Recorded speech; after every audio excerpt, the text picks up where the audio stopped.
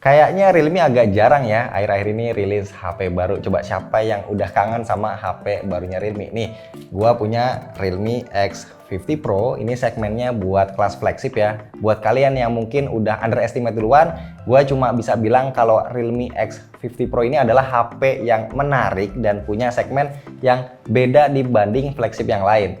Yang bisa bikin HP ini dipandang sebelah mata, apalagi kalau bukan bentuknya ya, gue bilangnya GGL, gini-gini lagi. Ya gue setuju kok, kalau desainnya mungkin bakal bikin boring. Tapi serius, Realme X50 Pro ini beda, beneran punya feel flagship. Sayangnya feel flagship ini nggak akan terasa kalau cuma dilihat aja, jadi harus benar-benar dipegang langsung. Jadi gini, dengan dimensi relatif compact, berat HP ini nyampe 205 gram. Nah itu artinya bodinya berbobot, pakai material premium, depan belakang kaca sama-sama udah dilapis Gorilla Glass 5, sedangkan framenya ini metal dan juga agak tebal ya, jadinya berasa mantep banget di tangan. Cuma sayangnya nggak punya IP rating. Gua juga suka sama warna backdoornya ya. Ini kan ada dua pilihannya, ada yang merah dan ada yang hijau, tapi gua lebih suka yang hijau karena nggak pasaran dan finishingnya ini sama-sama doff, jadi nggak gampang kotor seandainya mau pakai tanpa casing. Untuk interface-nya di atas ada mikrofon, di kanan ada tombol power, posisinya pas sama telunjuk, di bawah ada grill speaker, ada port USB-C, sama slot SIM card tanpa micro SD, dan di kiri ada volume rocker.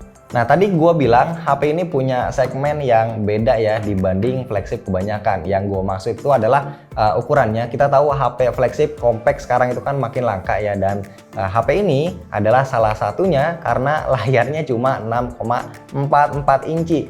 Karena itulah ukurannya jadi lebih kecil dari kebanyakan flagship yang lain. Layar 6,44 inci di Realme X50 Pro pakai panel Super AMOLED 2400 x 1080 pixel, refresh rate 90 Hz, support HDR10+, dan built-in fingerprint.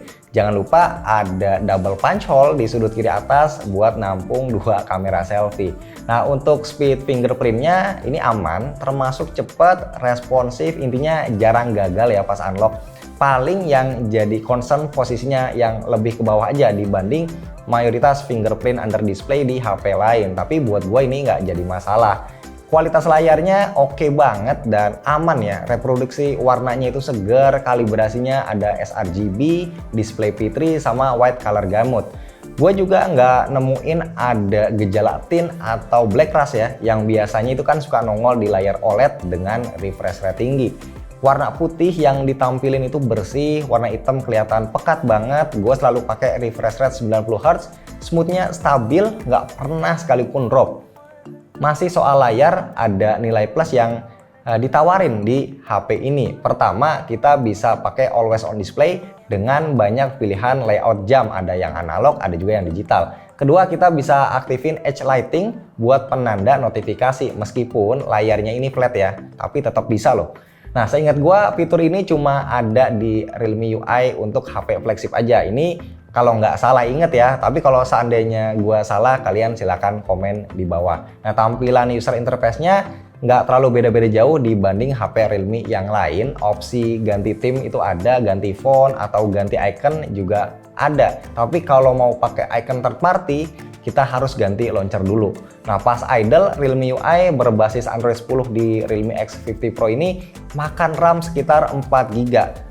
Ya lumayan lah, tapi nggak usah takut kehabisan karena total RAM-nya itu 12 GB, dan yang gua suka karena ini udah pakai LPDDR5, artinya 1,5 kali lebih cepat dibanding LPDDR4, tapi konsumsi dayanya ini lebih irit. Nah, storage-nya juga nggak kalah gede, kita dapat 256 GB UFS 3.0, tapi kapasitas bersih aslinya yang bisa dipakai itu 226 GB, dan sekali lagi harus diingat Realme nggak nyediain slot micro SD. Nah, chipset juga jadi hal yang membanggakan ya dari Realme X50 Pro ini, karena udah pakai Snapdragon 865.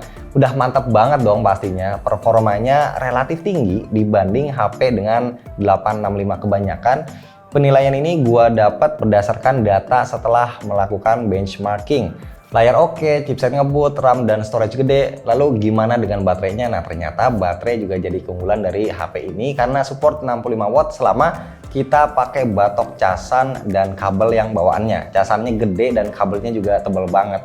Daya tahan baterainya menurut gua lumayan oke. SOT yang gua dapat itu berkisar 5-6 jam pakai refresh rate 90 Hz sama always on display. Dengan pemakaian main game itu kurang dari 1 jam. Kalau gua geber jalanin PUBG, main sejam baterainya berkurang sekitar 5%. Walaupun nggak bisa dibilang super irit, ya ini nggak akan terlalu jadi masalah karena ngecasnya ini kan cepet banget ya. Ngecas 30 menit itu udah keisi 90% loh. Dan total bisa keisi penuh dalam waktu 47 menit. Asli ini sih edan banget, bener-bener nggak berasa sama sekali. Masih ngomongin soal hardware, Realme X50 Pro juga nawarin NFC, dual speaker stereo high-res yang support Dolby Atmos, dan juga motor vibrate yang empuk.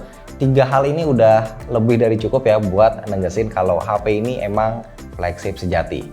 Penentuan terakhir apakah HP ini pantas buat dilirik atau enggak adalah kameranya. Nah, yang menarik di sini justru bisa kita lihat kalau modul kameranya punya desain yang sama ya kayak HP menengah ke bawahnya Realme. Bahkan BAM kamera yang biasanya nonjol di HP flagship, di HP ini malah tipis banget tonjolannya.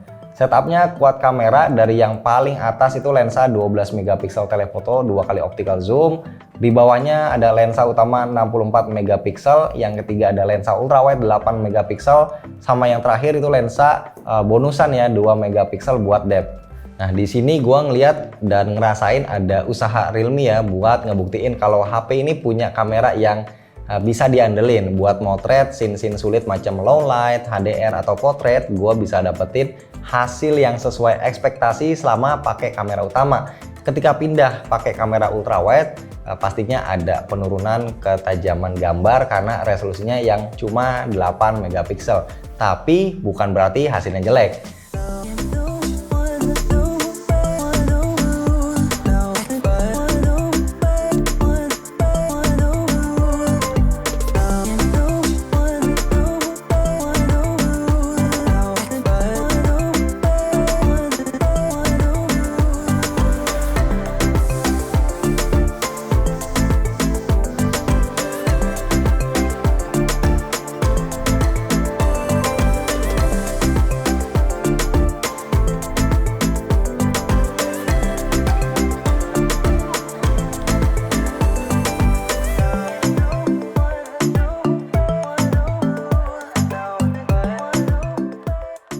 Nah, tapi yang paling bikin gua amazed dari kamera Realme X50 Pro ini adalah kemampuan perekamannya. Semua lensa di HP ini nggak ada OIS-nya, tapi ketika gua rekam pakai resolusi 4K 60 fps pun hasilnya itu stabil banget, termasuk pas gua bawa lari. Dan enaknya lagi kalau upload IG story, kita juga bisa dapetin video 60 fps yang smooth. Nyoba rekam video, yang pertama ini Full HD 60 fps. Gue sambil jalan ini gue ngerasain stabil banget ya. Sekarang gue akan lari dan ternyata masih tetap stabil. Nah, dan sekarang gue nyalain fitur Ultra Steady. Ini mentok di Full HD 60 fps. By the way, kalau ngerekam di 60 fps itu nggak support ultra wide, dan juga kalau 4K sama nggak support ultra wide. Yuk, mari kita lari.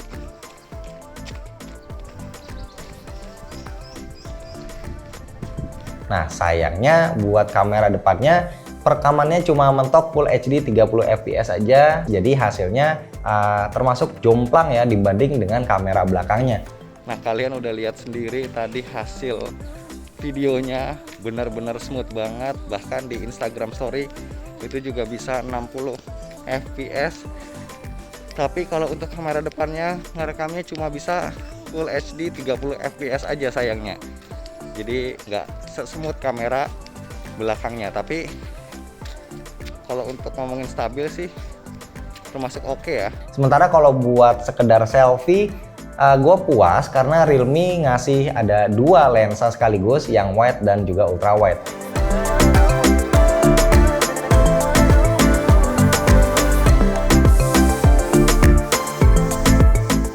So, kesimpulan dari gua, kita jangan ketipu ya sama penampilan sederhana dari HP ini, karena justru buat gua ini adalah HP flagship langka yang udah mulai punah. Kapan lagi kita bisa nemuin HP kenceng tapi dengan dimensi yang sekompak ini. Asli, ini pasti akan jadi barang yang langka dan jarang ada.